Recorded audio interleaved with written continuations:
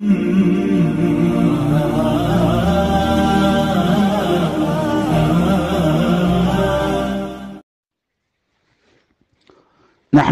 ونصلي على رسوله الكريم أما بعد فأعوذ بالله من الشيطان الرجيم بسم الله الرحمن الرحيم من كان يريد العزة فلله العزة جميعا وقال تعالى ومن يتق الله يجعل له من أمره يسرا صدق اللہ العظیم۔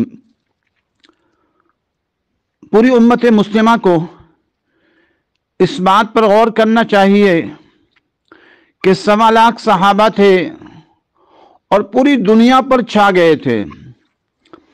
آج ایک اوسط اندازہ یہ ہے کہ مسلمان ممالک کی 1 کروڑ حاضر سروس فوج ہوگی اور ساری ملا کر جو ریٹائر ہے اور پنشنیں لے رہی ہے تقریباً 10 کروڑ کے قریب ہوں گی، اور کھرب روپے کے اثاثے ان پر خرچ کیے جا رہے ہیں، لیکن یہ 10 کروڑ کے قریب فوج پوری دنیا کے اندر کوئی کفار کا ملک فتح نہ کر سکی، بلکہ ان کے ظلم و ستم اپنے ملکوں پر ہیں۔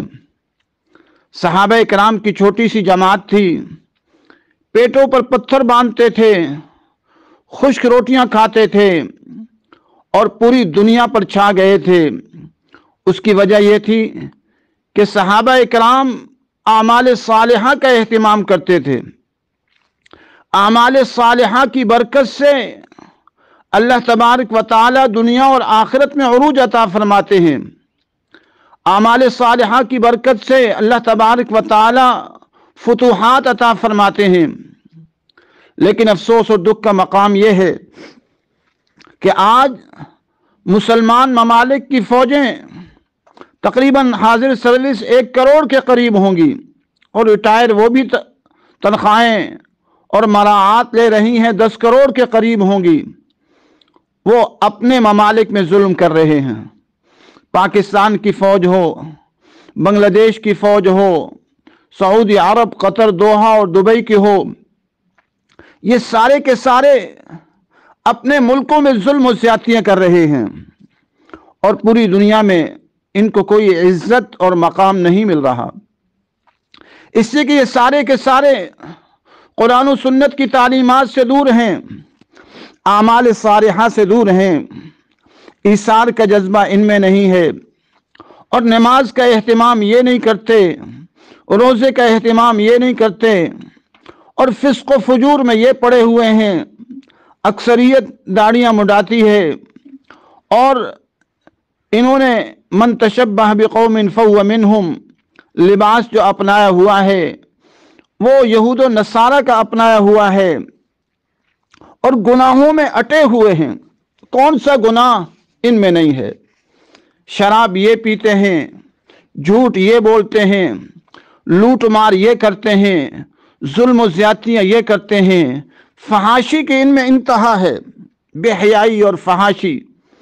ایک ویڈیو سامنے آئی، افغانستان کی ہے اور وہاں مسلمان فوج ہے، چند اداکار سامنے آتے ہیں تو سب کے چہرے ایسے ہو جاتا ہے کہ جیسے پتہ نہیں انہیں کیا ہو گیا ہے، اور پھر آہستہ آہستہ وہ افغان فوج کے اندر، چاہے وہ داڑھی والے ہیں اور غیر داڑھی والے ہیں، آہستہ آہستہ ناچنا شروع کر دیتے ہیں اور کھانا چھوڑ دیتے ہیں۔ حالانکہ چاہیے تو یہ تھا کہ ان میں کوئی تو اللہ والا ہوتا، کسی کے اندر تو غیرت ہوتی، اور جا کر اس گانے اور باجے کو بند کر دیتا، اور جو فلمی اداکار فاحشہ عورتیں آئی تھیں ان کو باہر نکال دیتا۔ ہزاروں وہاں پر مسلمان فوج موجود تھی، وہ سارے کے سارے تکتے رہ گئے، مدہوش ہو گئے، جیسے ان پر سکتہ طاری ہو چکا ہے، اور اس کے بعد آہستہ آہستہ اس افغان فوجیوں نے ان کے ساتھ ناچنا شروع کر دیا، اور یہ نہیں کہ جو ہے عام لوگ ناچے، داڑھی والے بھی ناچے۔ پاکستان میں کہا جا رہا ہے کہ جی ایک حافظ جنرل آیا ہے، آرمی چیف آیا ہے تو پتہ نہیں یہ ہو جائے گا یہ ہو جائے گا، کچھ بھی نہیں ہونا۔ یہ سارا نظام ہی کرپٹ نظام ہے، یہ سارا نظام ہی طاغوتی نظام ہے، یہ سارا نظام ہی شیطانی نظام ہے، یہ سارا نظام ہی کفریہ نظام ہے۔ اس نظام کے تحت جو ہے چلنے والے، بڑھنے والے، تربیت پانے والے، وہ مسلمانوں پر تو ظلم کر سکتے ہیں، مسلمانوں پر تو زیادتیاں کر سکتے ہیں، مسلمان بہنوں اور بیٹیوں کی عزتیں تو لوٹ سکتے ہیں، یہ لوگ کفار کے علاقے فتح نہیں کر سکتے۔ حالانکہ ان پر کھربوں کھرب کے اثاثے پوری دنیا میں خرچ ہو رہے ہیں، لیکن یہ سارے کے سارے یہود و نصارہ کے طریقوں پر چلنے والے اور گناہوں میں اٹے ہوئے، تمسخر ان میں ہے، استہزاء یہ کرتے ہیں۔ کون کون سے ایسا گناہ ہے فحاشی ان میں ہے، اور بے حیائی فحاشی ان میں بھری ہوئی ہے، اور بیٹھ کر قرآن کی تلاوت کے بجائے، پہلے بھی بہت گناہ تھے، اب تو موبائل آ گیا ہے۔ ان فوجیوں کے چہروں پر دیکھیں تو کسی کے چہرے پر تقریباً نور نظر نہیں آتا، ایمان کا نور جو صحابہ کرام کی جماعت میں تھا کہ سیماہم فی وجوہہم من اثر السجود، کہ ان کے چہروں پر سجدوں کے آثار نظر آتے تھے۔ تو وہ سارے کے سارے چہرے چمکتے چہرے تھے، عبادت کے آثار تھے۔ یہ سارے کے سارے پیسے کے پجاری ہیں، تکبر ان میں پایا جاتا ہے، بہتان ان میں پایا جاتا ہے، جہاد سے پیچھے یہ رہتے ہیں، اور جو ہے وہ ترک الصلاۃ ان میں پایا جاتا ہے، تکاثر ان میں پایا جاتا ہے، یعنی مال کی پجاری بنے ہوئے ہیں، اور اس کے ساتھ ساتھ بے حیائی ان میں ہے، فحاشی ان میں ہے، تمسخر ان میں ہے، اور ایمان کی کمزوری ان میں ہے، اور یہود و نصارہ کے طریقے یہ اختیار کرتے ہیں۔ تو ان فوجوں سے کوئی ہمیں امید ہے کہ یہ دنیا فتح کریں گے، یہ ہندوستان فتح کریں گے، یہ امریکہ اور برطانیہ فتح کریں گے، اور چائنا فتح کریں گے، اور چائنا کے ظلموں کا خاتمہ کریں گے، کشمیر کے ظلموں کا خاتمہ کریں گے، اور پوری دنیا کے اندر جو مظالم ہو رہے ہیں، اسرائیل میں مظالم ہو رہے ہیں، ان کا خاتمہ کریں گے؟ اگر ایسا ہے تو یہ ہماری جو ہے وہ غلط سوچ ہے۔ ہمیں کوشش کرنی چاہیے کہ تمام مسلمان مرد عورت جہاد کی تیاری کریں، اور ہر مقام کو مقام جہاد بنا دیں، اپنے گھر میں پیارے پیار و محبت سے ایک عرصے تک سمجھائیں، اگر نہ مانے کوئی تو جو اللہ کے حکم ٹوٹ رہے ہیں ان میں سختی کریں۔ اگر گھر کے اندر مورتیاں پڑی ہیں اور مختلف قسم کی گڑیاں پڑی ہیں تو انہیں توڑ دیں۔